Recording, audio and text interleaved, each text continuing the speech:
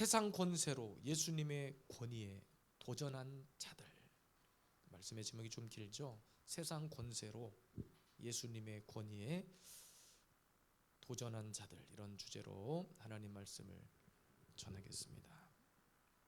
사복음서에 나타난 예수님의 모습 중에서 특징적인 한 가지 모습이 있다면, 어떤 상황 속에서 예수님은 오히려 반문하시는 거예요.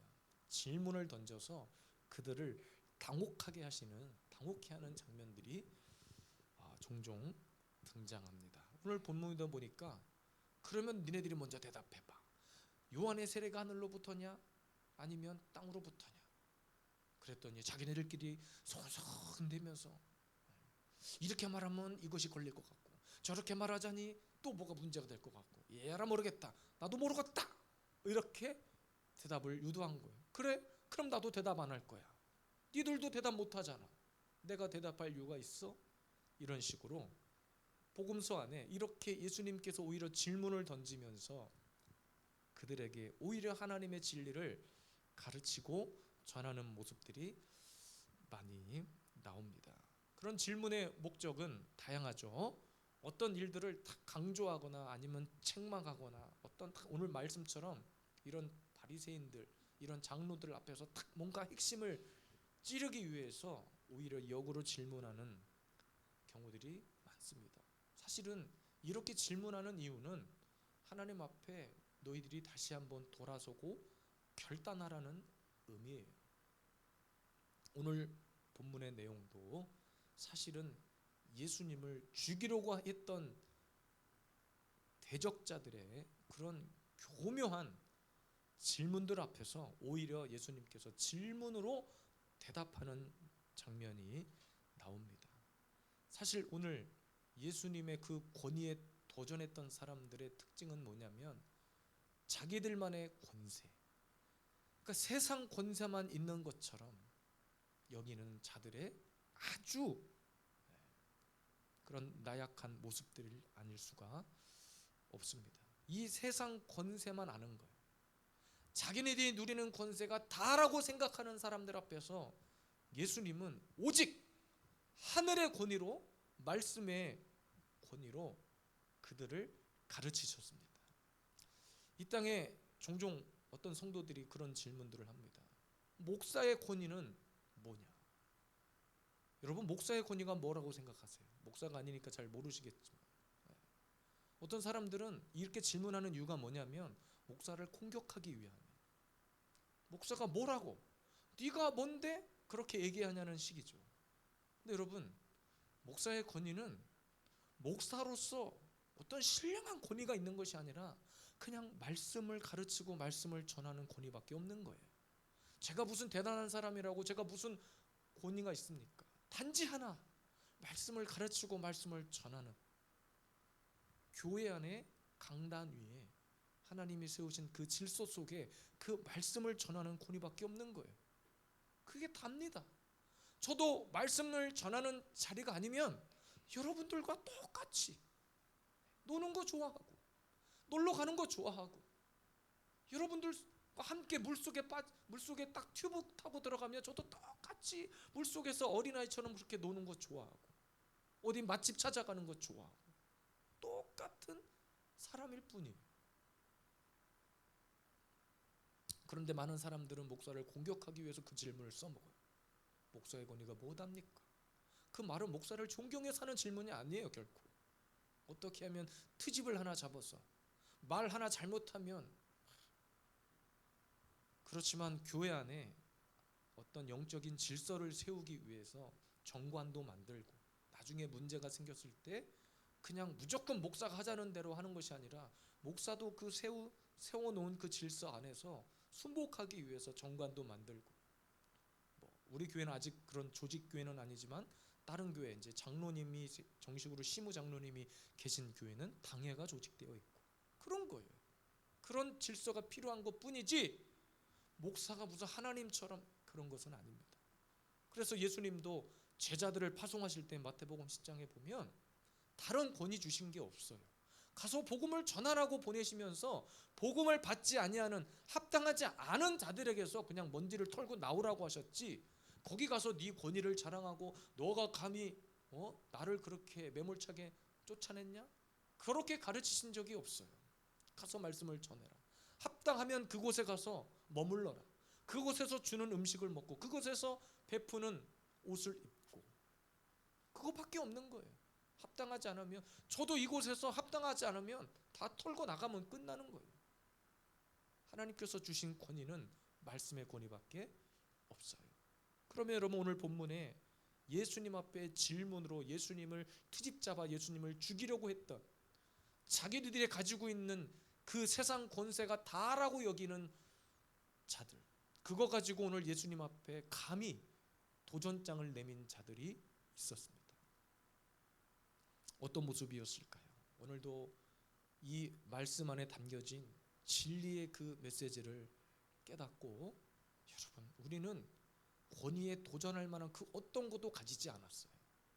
그냥 말씀 앞에 순복해야만 하는, 말씀 앞에 순종해야만 하는 그 권리만 있지, 권위 앞에 도전할 수 있는 그 어떤 것도 하나님은 우리에게 주신 적이 없습니다.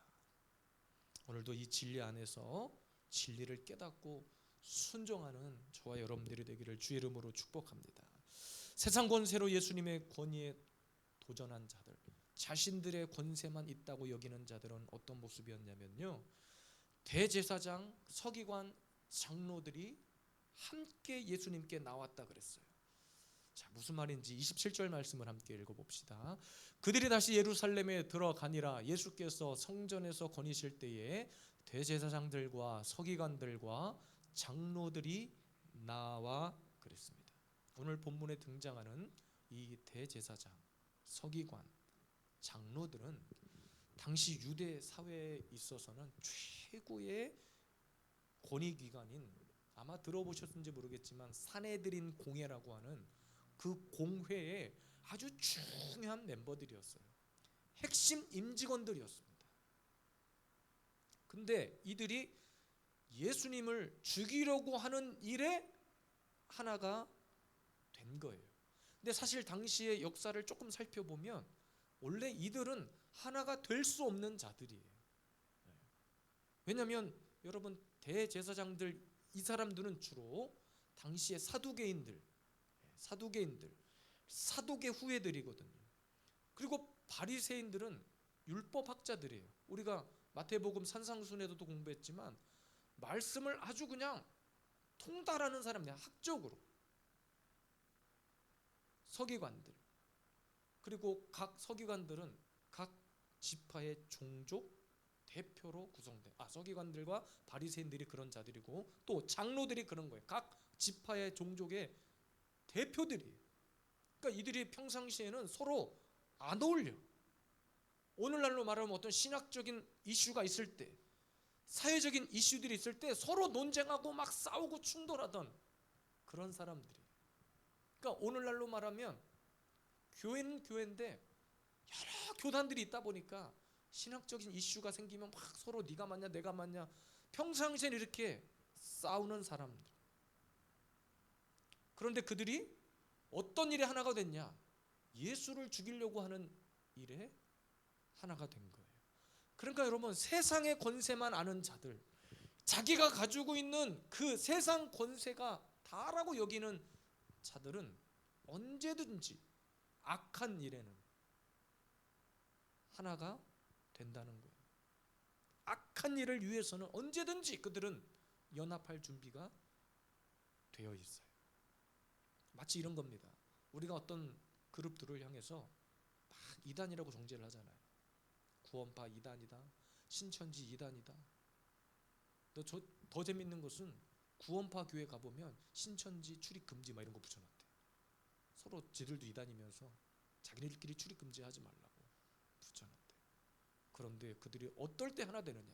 한국 교회가 그들을 이단이라고 정죄할 때는 그들이 힘을 모아가지고 기존의 교회를 막 무너뜨리려고 한다는 거예요. 그러니까 자신의 이익을 위해서라면 어떤 것도, 악한 자들을 다 모아서라도 손을 잡아 버리는 거예요. 그리고 이 시대 정치를 보세요. 옛날에는 싸웠다가 어느 날은 하나가 됐다가 마음에 안 들어서 당을 떠났다가 다시 이쪽으로, 저기서는 당선이 안 될 것 같으니까 원능 다시 돌아와가지고 잽싸게 들어와가지고 또 한 자리에 깨차고 있다가 자기가 있었던 그 당을 또 비판하고. 이 시대 정치를 보면 진짜 예수님 당시나 똑같아요. 그러니까 그들의 특징은 하나야. 악한 일에 있어서만큼은 하나가 돼요. 악한 일에 있어서만큼. 자신의 목적을 달성하기 위해서는 무슨 일이든지 합니다. 당시 대제사장, 서기관, 장로들이 예수를 죽이지 않으면 그 예수님의 논리 앞에 다 문 닫게 생겼거든. 다 문 닫게 생긴 거예요. 사실은 여러분, 예수님도 당시 총독도 뭐라고 하지 않았어요. 예수님에 대해서 아무도 뭐라 안 했는데 이들이 모여가지고 예수를 트집 잡아 죽이려고 했던 거예요. 한국 교회를 미혹하는 수많은 집단들이 있지만 여러분, 가장 무서운 연합 집단이 바로 종교 혼합주의인 거예요. 우리가 아는 WCC나 WEA나, 지금 여러분들은 크게 관심이 없으실지 모르겠지만 WEA라고 하는 세계 복음주의 협회라고 하는 단체가 우리나라에서 10월 달에 연합 집회를 한다고 난리입니다. 난리. 근데 한쪽에서는 니네들이 WCC하고 뭐가 다르냐, 신학적으로 니네 맞지 않다라고 주장하는 사람이 있고, 아니다, WEA 아무 문제 없다, 우리는 오직 예수의 권위만을 가지고 복음을 가지고 모인 세계교회 복음주의자들의 연합이다. 제가 여러 번 말씀드렸지만 저는 그런 논쟁이 있다는 것 자체가 틀렸다고 생각하는 거예요. 이름만 대면 알만한 한국의 초대형 교회에서 그 집회를 주관합니다. 강남에 있는 큰 교회에서. 그러면서 수시로 저한테 문자가 와요. WEA는 이런 문제가 없고 이런 문제도 없고 WCC하고 아무 관련이 없고 막 문제가 있어요. 막 계속 와. 자기네들이 떳떳하면 이렇게 보낼 이유도 없겠죠. 저한테. 왜 한국교회 목사님들을, 괜히 목회 잘하고 있는 목사님들을 설득시키려고 하냔 말이에요. 하나님의 말씀이고 성경이면 그것이 옳다라고 여기면 그냥 모든 목사님들이 동의하겠죠. 근데 갈라져 있잖아. 그러면 중단해야지, 멈춰서야지. 왜 그것을 굳이 하려고 나는 애를 쓰는지 모르겠어요. 왜 그걸 굳이 하려고 해가지고 교회를 분열시키려고 하는지 모르겠어요. 그러니까 여러분 잘 명심하셔야 돼요. 진짜 우리가 교회가 여러분들의 울타리가 되어야 하는 이유는 쉽게 분별이 안 된단 말이에요. 쉽게. 구갈동 성전 했을 때 개척 초기에 교회 나오셨던 어떤 권사님이 계셨어요. 수요일날 금요일날도 안 빠지시고, 제가 막 개척한 지 진짜 몇 주 안 됐을 때 참 그분 한 자리가 굉장히 귀하다 여길 만큼 그분이 참 크게 보이셨어요. 근데 주일날은 잘 못 나오셨는데 어떤 사정이 있으셔서 오늘날 주일날 딱 나와서 예배를 드리고 식사를 어지간하면 안 하고 가셨거든요. 근데 그날은 딱 식사를 하고 가시면서 저와 함께 테이블에 앉아서 저한테 물어보시는 거예요. 목사님, WCC를 어떻게 생각하십니까? 뭘 어떻게 생각합니까? 종교다원주의, 혼합주의고 안 됩니다. 아, 그래요? 그러면 WEA는 어떻게 생각하십니까? 저를 떠보는 거예요. 순간적으로 제가 이걸 어떻게 대답해야 될까? 물론 저는 기다 아니다 이게 정확한 신념이 있긴 했지만 도대체 저분의 질문의 의도를 모르겠는 거예요. 그러니까 저도 그냥 있는 그대로 말씀드렸어요. WEA나 WCC나 다 큰 집 작은 집 아닙니까? 다 한 집 안에서 나온 거 우리들 아닌가요? 그랬더니 맞습니다, 목사님. 저한테 그러시는 거예요. 그러니까 얼마나 많은 성도들을 혼란스럽게 하는 줄 몰라요. 교회를 무너뜨리기 위해서. 저는 마지막 시대에 마귀의 가장 괴략 중의 괴략이 이런 악한 자들의 연합이라고 생각해요. 말이 종교 혼합주의인데 여러분 종교 혼합주의를 어떻게 분별하실 거예요? 몇 달 전에 어떤 TV 예능 프로그램을 보다가 참 어이없는 것을 많이 봤는데 여러분도 보셨을 겁니다. 어떤 유명한 개그맨이 진행하는 프로그램에 목사님 스님, 신부님이 같이 앉아가지고 토크쇼를 벌였어요. 그러면서 막 니네는 고기를 먹냐 안 먹냐, 술을 먹냐 안 먹냐, 막 이런 토크를 막 이렇게, 목사님 새벽에 일어나시고 막 이런 얘기를 하는데, 저는 거기에 그 영상을 보면서 드는 생각은 한 가지였습니다. 종교 혼합을 하다가 별것을 다 가지고 혼합을 하는구나. 그리고 막 서로 자기 종교들을 막, 상대방의 종교를 막 이렇게 치켜 세워줘. 목사님은 불교는 이런 게 좋고 어떤 거 좋고, 천주교는 이것이 좋고, 서로 기독교는 또 이런 종교고 이것이 좋고, 거기서 그냥 하나 종교를 하나 만들질 그러냐. 저는 속으로 그런 생각을 했습니다. 그러니까 여러분, 우리의 삶의 깊숙한 곳까지 지금 이런 모든 일들이 들어와 있다는 거예요. 당장 여러분, 우리에게 신천지 성도인데 신천지라고 밝히지 않고 들어왔다면 분별하시겠어요? 분별하시겠냐? 쉽지 않아요. 신천지가 신천지라고 붙여놓고 다니지도 않지만 분별할 수 없어요. 그래서 심지어는 교회가 통째로 신천지에 넘어가는 경우가 있어요. 교회가. 며칠 전에 JTBC 뉴스를 보니까 어떤 청년 여름 캠프 프로그램이 있어서 그 JTBC 기자가 어떤 정보를 입수하고 잠입 취재를 했대. 근데 알고 보니까 신천지 집회라는 거예요. 신천지 집회. 근데 거기에 참가한 수많은 대학생들, 젊은이들이 대부분은 모르고 간 거예요. 어떤 청년 봉사 단체, 무슨 세미나, 무슨 포럼, 이런 이름으로 행사를 개최해요. 제가 우리 하민이가, 우리 딸이 처음 대학생이 될 때 얼마나 부푼 꿈이 있었겠어요.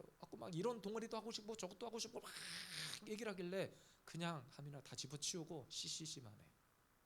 다른 거 하지 마. 어떤 봉사단체 이름을 다 갖다 붙여놓고 대학 안에 신천지 그룹의 계열의 동아리들이 이미 한국의 어지간한 대학은 다 들어가 있어요. 다 들어가 있어요. 그것을 이 시대 젊은이들이 무엇을 가지고 분별해내겠냐는 말이에요. 분별해내냐. 이단이 자기 이단 아니라고 말하잖아요. 아까도 차 안에서 찬이가 이런 질문을, 아버지 만민중앙교회가 이단이에요? 이단이지. 그 이재록 이단이잖아요. 자기가 교주처럼 행세하고 여자 성도들 성추행이나 하고 감옥 가 있잖아요. 그런데도 그 성도, 그쪽 신도 숫자가 뭐 몇만 명이나 하고 있는데 모릅니다. 그거 어떻게 분별한답니까? 이단도 자기네들도 교회라고 말하는데. 여러분, 이 시대에 이런 대제사장, 서기관, 장로들의 연합이, 이런 불순한 세력의 연합이 우리 삶 가까이에 얼마나 많이 다가와 있는지 몰라요. 당시 여러분, 타락한 제사장들의 그룹들은요, 예수님이 예루살렘 성전에 들어가시자마자 했던 일이 뭐예요? 성전을 다 갈아엎은 일이셨잖아요. 매매하는 자, 거래하는 자, 돈 거래하는 자, 다 장사하는 자 다 갈아엎어 버리셨잖아요. 근데 그 모습을 보고 분개했단 말이에요. 그리고 나서 예수님한테 따져 물은 거예요. 누가 너한테 이런 권세를 줬냐는 거예요. 누가? 그 질문을 던진 의도는 자신들의 권세가 다라고 여겼기 때문입니다. 그들은 당시에는 로마 황제의 비호 아래 있기만 하면 모든 것을 다 가질 수 있다고 생각했어요. 그러니까 그들이 가지고 있는 최고의 권력은 바로 내가 로마에 속해 있다는 거 하나, 로마의 그 황제의 어떤 증 하나만 있으면 모든 것이 다 만사 오케이였던 시대였기 때문에 예수님은 눈에 가시일 수밖에 없었던 거예요. 그러니까 황제도 뭐라고 안 한 일을 느닷없이 예수라는 사람이 와가지고 다 갈아엎어 버리니 말이 되겠냐는 거예요. 하늘의 권세를 모르는 사람들은 이렇게 교만할 수밖에 없습니다. 그래서 여러분, 한국 교회 막 혼란스러워진 이유를 보면 저는 참 부끄러운 얘기지만, 이런만 되면 알만한 이런 대형 교회들의 목사님들이 그런 자신의 권위, 의식에 빠져서 그런 것이 아닐까 생각해 봅니다. 저도 늘 하나님 앞에 그렇게 채찍을 가합니다.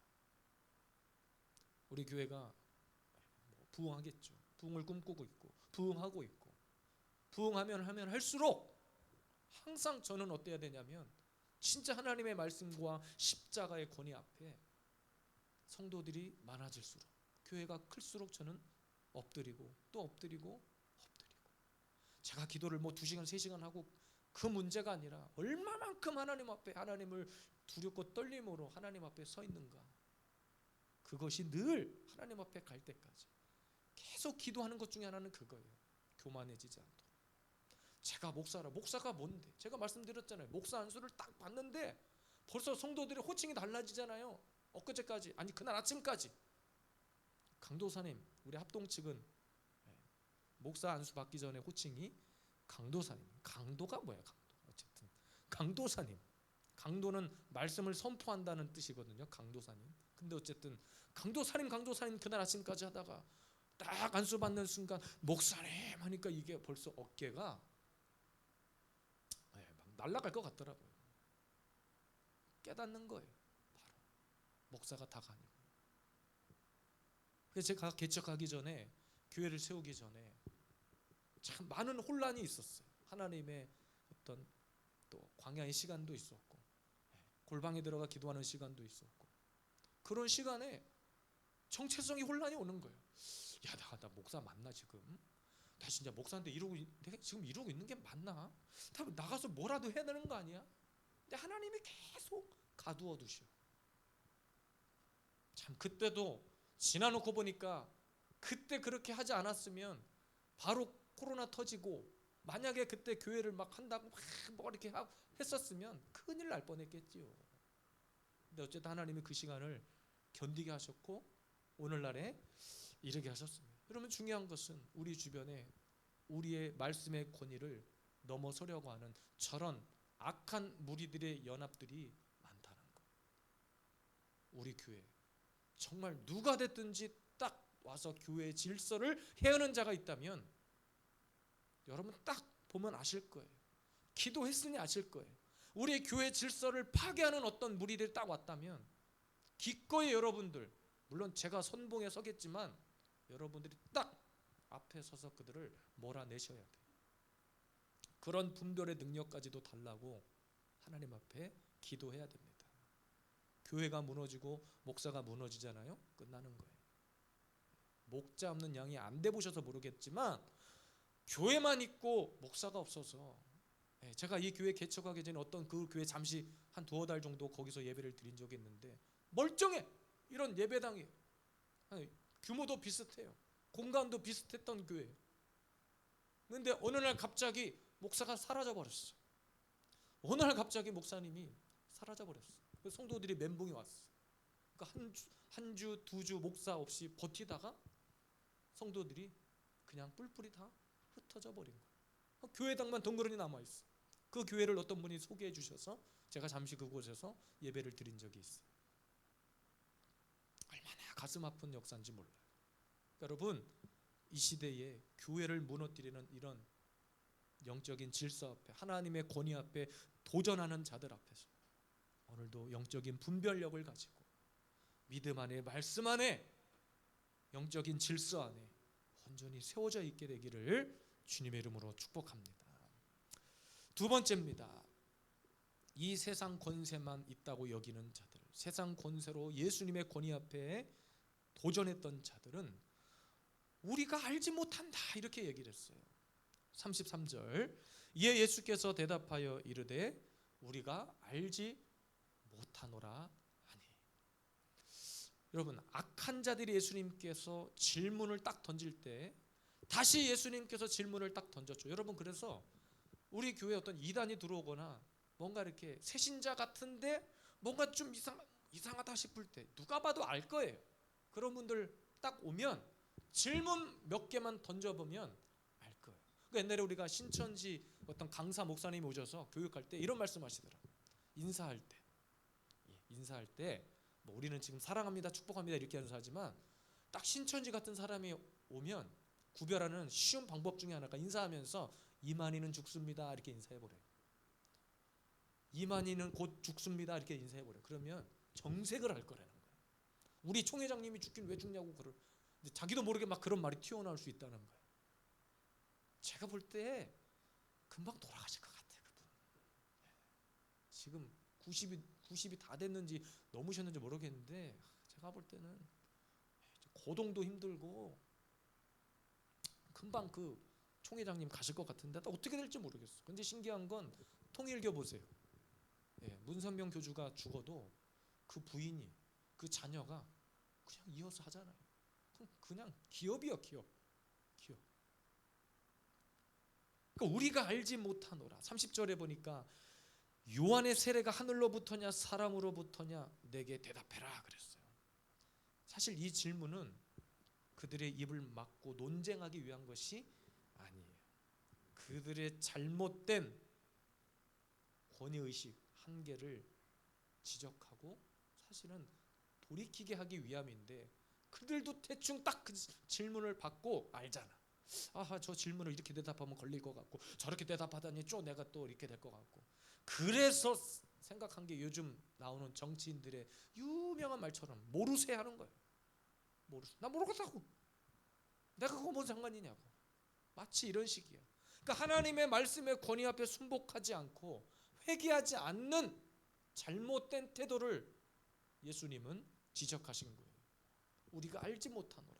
여러분, 제가 어떤 상황 가운데 여러분들에게 말씀을 가르치고 어떤 일들을 행할 때 말씀의 권위를 가지고 권면했어요. 제가 알기로 우리 예수비전 세움교회 성도들은 다 아멘하고 순종할 거라고 저는 믿습니다.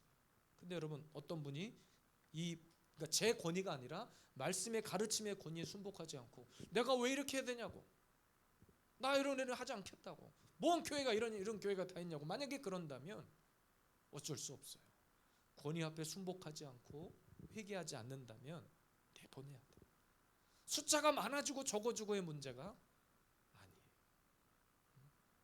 숫자가 많고 적음의 문제가 아닙니다. 제가 이번 주 돌아오는 주일 새가족 양육 주제가 뭐라고 말씀드렸나요? 헌금에 관한, 물질관에 관한 교육이 기다리고 있습니다. 제가 지난주에 미리 스포했죠. 다음 주에는 여러분들의 관심이 가장 많을 것 같은 헌금관에 대해서 공부할 겁니다. 그랬더니 벌써 질문을 저한테 던지잖아요. 목사님이 돈을 제일 많이 가실 것 같아요. 뭔 돈을 제가 다 많이 가져간답니까? 뭔 돈을 제가 가져가요? 여러분, 우리 교회 제가 왜 우리 교회 이름으로 통장을 개척하자마자 막 만들려고 애를 썼는지 아세요? 개척하고 나서 몇 달간은 제 이름 개인 명의로 통장을 쓸 수밖에 없었어요. 통장을 교회 이름으로 만들 수 없으니까. 설립 예배를 제가 왜 빨리 드렸느냐? 설립 예배를 빨리 드려서 서류가 노회를 통해서 총회로 하고 총회에서 등록이 되어야 은행 가서 세무서에 먼저 가서 고유번호증을 발급받고 그것을 들고 은행을 가야 교회 이름으로 통장을 만들어줘요. 그러니까 이런 절차들이 있어요.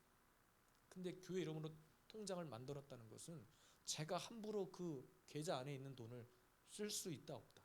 없다. 그 장치를 한 거예요. 근데 벌써 저한테 질문을 딱 던져. 목사님이 돈 제일 많이 가시고. 근데 그렇게 질문을 던지시는 분이 어떤 나쁜 마음을 먹고 저에게 물으신 것이 아니라 궁금하기도 하고 잘 모르시니 묻는 딱 그런 뉘앙스였어요. 그래서 제가 웃으면서 이 모든 것들을 다음 주에 해결해 드리겠다고 그랬단 말이에요. 근데 이렇게 딱 가르쳤는데도 불구하고 계속 예를 들었어. 계속 다른 질문을 하고 저를 미궁에 빠뜨리려고 하고. 우리 교회는 아직 그런 분들은 없어요. 어떤 질문을 던져서 저를 막 미궁 속에 빠뜨리려고 하고 그런 의도를 갖고 하시는 분들에게는 차라리 답을 하지 않는 것이 낫겠죠. 근데 여러분, 어쨌든 간에 자기의 권세만 있다고 여기는 자들은 결국에는 하나님의 말씀의 권위 앞에 승복하지 않아요. 회개하지 않습니다. 예수님이 바리새인, 사두개인, 장로들이 두려워서 질문을 던졌겠습니까? 몰라서 그렇게 하신 것이 아니란 말이에요.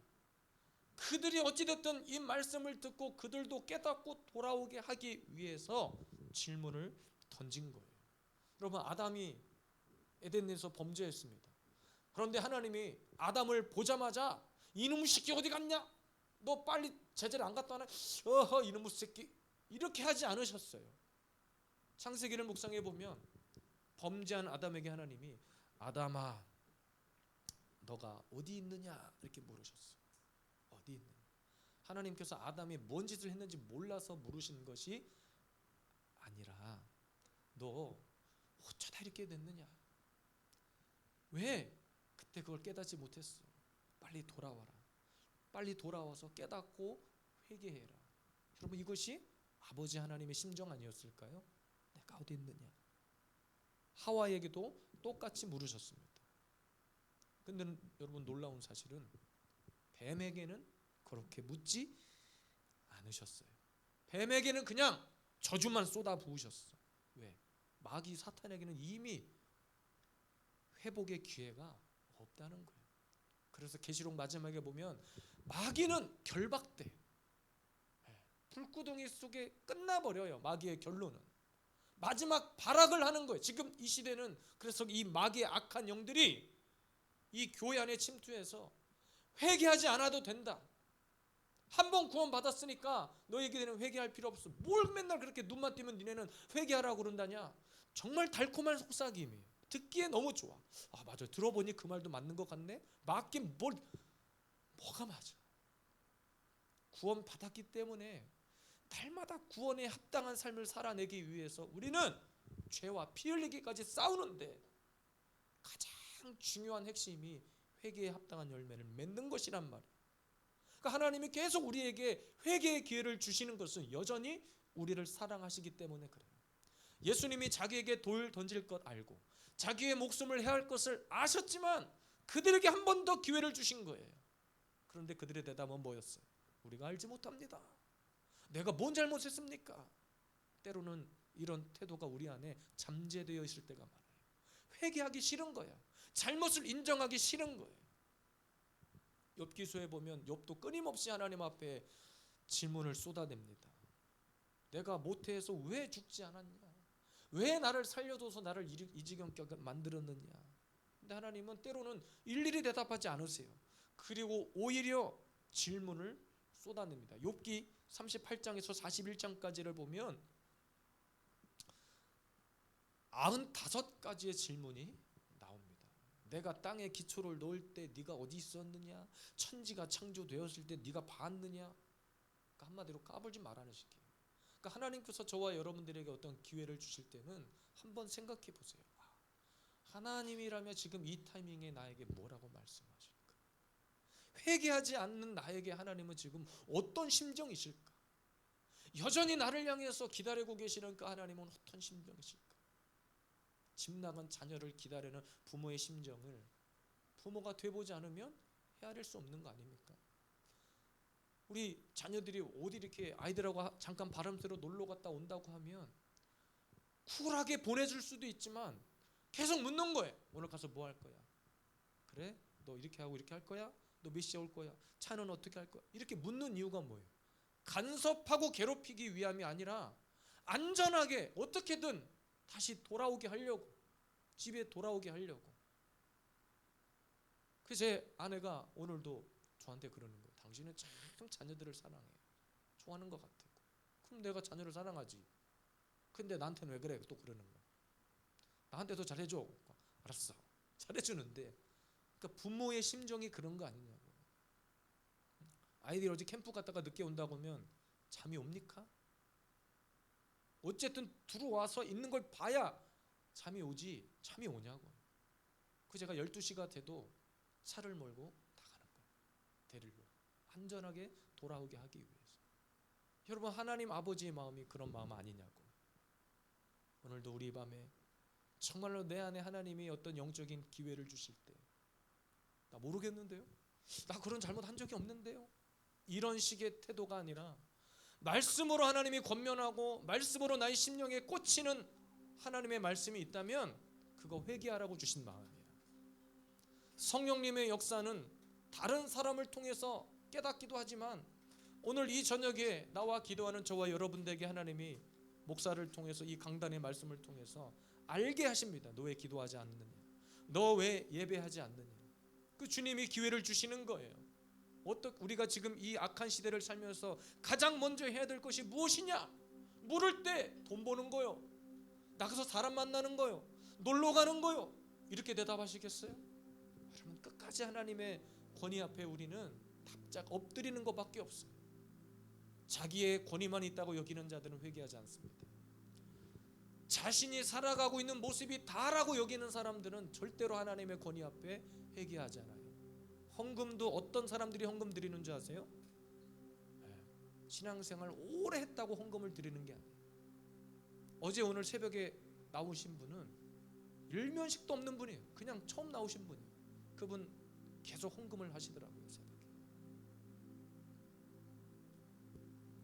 신앙의 연조가 아니라 얼마만큼 하나님의 말씀으로 나를 치고 채찍을 가해서 성령님의 그런 세미한 음성을 듣느냐가 너무나 중요합니다.